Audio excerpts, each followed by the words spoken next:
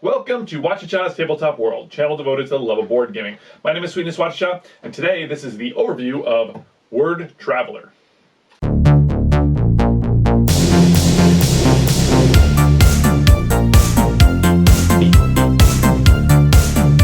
Word Traveler is a cooperative game for 2 to 5 players, which feels a bit like a party game.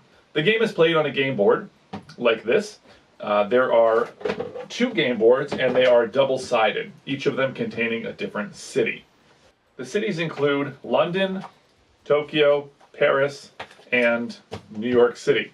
Now, these little pamphlets here are superfluous. They are unneeded to play the game. However, they do show all of the artwork and the places.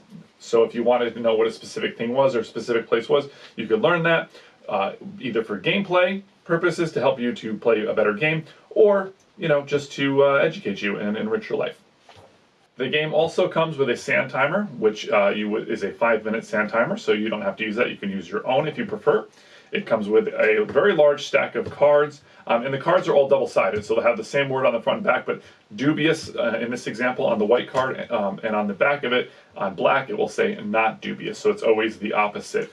Not, so varied or not varied, so you could describe something a little bit easier. It also comes with some cardboard souvenirs, which will be placed on these various score spots, depending on the player count. For a 2-player game, I believe it's like 4, 6, 8, 10, and so on. So as you go up the score track, you will acquire these. This game is not won or lost in the traditional sense. You will receive a score, and that will determine how well you do. So as you acquire the souvenirs, as you see, if you get 1, you're lost in translation, 2, a tourist, all the way up to expert traveler and word traveler, excuse me. You'll also get a passport, some arrows in your player color, and a marker, a pawn. In your passport, you will put a player aid, and when you get ready to play the game, you'll take one of these. There's a whole pile of these double-sided scoring sheets, and you'll put the scoring sheet right inside of your passport. No one else will be able to see this. This is hidden information that only you will be able to see. And finally, there are some footstep markers and a scoring pigeon.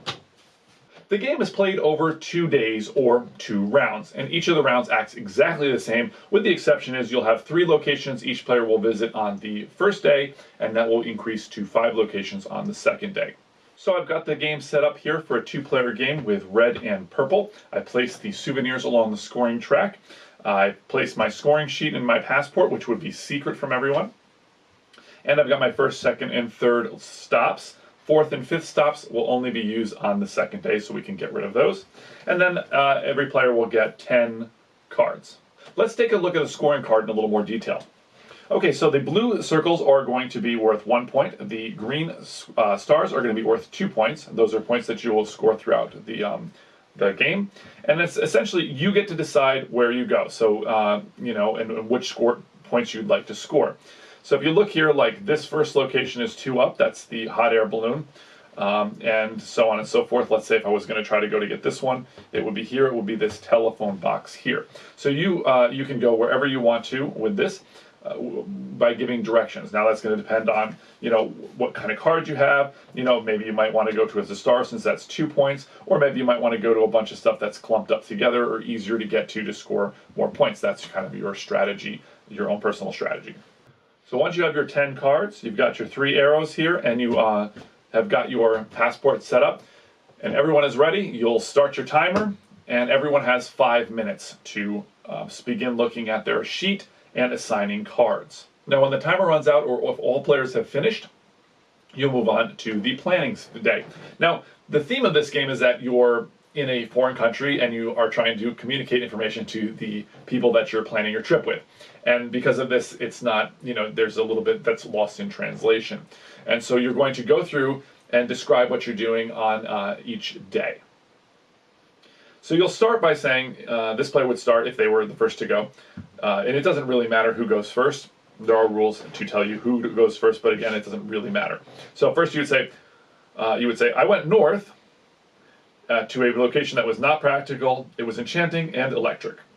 Then I went west to someplace not minimalistic, noisy, bold, and not musical. And then I went south to someplace elegant and mechanical.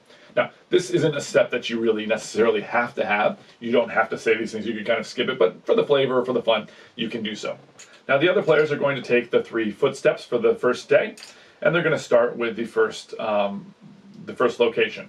So you're going north. So north of where you are, they'll look, and they really only have these 3 choices. So they'll say, okay, it's not practical. Well, this is a pretty practical thing. It's a food. This, not the most practical way to travel. Is it enchanting? Yeah, sure, it seems romantic and enchanting, and it does have some electricity. This does not have electricity. It's not really enchanting. And this is a fox going through the garbage. So it's not electric, and it's not very enchanting, and I don't know whether it's practical or not, but it seems like this is the best way. Now, the players will place one of the footsteps. I'll lay it down here so you can see, and then they'll continue. Now, this isn't set in stone. You can move this around quite a number of times if you decide that maybe you are in the wrong location. Sometimes you might be torn between 2 places, but you can go back to that. Next, you'll say, okay, we're going to go west, so it's any of these 3 squares here. Not minimalistic. Okay, this seems pretty minimalistic, so maybe it's not noisy. Well, these are the bus and the stadium are both noisy. They both seem kind of bold, maybe this one, and not musical, because definitely not him. So you'd have to kind of decide between those 2, and that's kind of more difficult. So let's just say, for the sake of argument, that they go here for number 2, and then they look at this next one. They say elegant and mechanical. Okay, so elegant and mechanical. So these are the only 2 mechanical things. That in this, what's more elegant? Of course, I know the answer to the riddle, so I'm going to place it here. And then you would go, and the person would tell you. Now you could change these things. You can say, well, maybe this wasn't it. It was here, and so then you have a whole new set of options for the 3rd one, so you can move it around. But if you say you did that, and I'd say yes, that's correct. That's what I wanted. You would go and look at this and say yes. You've got 1 point for this. You'd move the pigeon up a point, then you go over to the next location, look at that, you got that one correct as well, and this one correct as well, and of course only 1 point each, but you'd gain this souvenir, which is, again, the goal is to get all the souvenirs for the highest score, and so that would be that. Now, you would place your figure, your pawn, at the last location, lift these up, and then you would go on to the next player. It is possible where you don't have to, you can land on a space where there is no there's no point to be earned. You can plan it that way, specifically hoping to get them to get a better point later. And then, so that's one possible strategy as well. If they accidentally land on a space that has, one, but it wasn't, has a point associated with it, but you didn't plan on that, it's okay. They've landed on that, and you've got that point as well. After you've completed everyone's planning of the day and gone through everybody's route, then you'll start day 2. You'll flip your scoring sheet over, again, keeping that hidden from the other player. You'll discard your cards, you'll get 10 new cards, and you'll get your last two arrows, so that you'll be doing 2 more locations. And then you'll have, again, your timer for the, for the planning, for the, planning out where the moves are going to be for you personally, and then going through everyone's route again. And you'll have a complete repeat of day 1. At the end of the 2nd day, you'll see how many souvenirs you've collected and see how well you did on the score track. For now, I gotta roll.